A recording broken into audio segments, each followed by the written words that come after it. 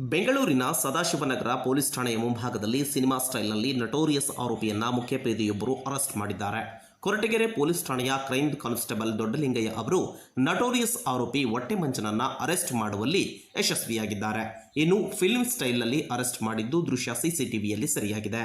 ಸ್ಕೂಟಿಯಲ್ಲಿ helmet ಧರಿಸಿ ಬರ್ತಿದ್ದ notorious ಆರೋಪಿ ಹೊಟ್ಟೆಮಂಚನನ್ನ ಬಂಧಿಸಿ ಮುಖ್ಯಪೇದೆ ದೊಡ್ಡಲಿಂಗಯ್ಯ ಸಾಹಸ ಮೆರೆದಿದ್ದಾರೆ. ಇನ್ನು ಟ್ರಾಫಿಕ್ ಸಿಗ್ನಲ್ನಲ್ಲಿ ಕರ್ತವ್ಯ ನಿರ್ವಹಿಸುತ್ತಿದ್ದ ಸಂಚಾರಿ ಠಾಣೆಯ ಎಎಸ್ಐ ಮಾಯಮ್ಮ ಅವರು ಕೂಡ ಸಾಥ್ ನೀಡಿದ್ದಾರೆ. ತುಮಕೂರು ಜಿಲ್ಲೆಯ ಹಲವು ಠಾಣೆಗಳಲ್ಲಿ ಹೊಟ್ಟೆಮಂಚನ ವಿರುದ್ಧ ಕೇಸ್ಗಳು ದಾಖಲಾಗಿದ್ದವು. ಮಹಿಳೆಯರಿಗೆ ನಂಬಿಸಿ ಚಿನ್ನಾಭರಣವನ್ನು ದೋಚಿ ಎಸ್ಕೇಪ್ ಆಗುತ್ತಿದ್ದ ಇನ್ನು ಮುಖ್ಯಪೇದೆ ದೊಡ್ಡಲಿಂಗಯ್ಯ ಅವರ ಸಾಹಸಕ್ಕೆ ಸಾರ್ವಜನಿಕ ವಲಯದಲ್ಲಿ ಮೆಚ್ಚುಗೆ ವ್ಯಕ್ತವಾಗಿದೆ.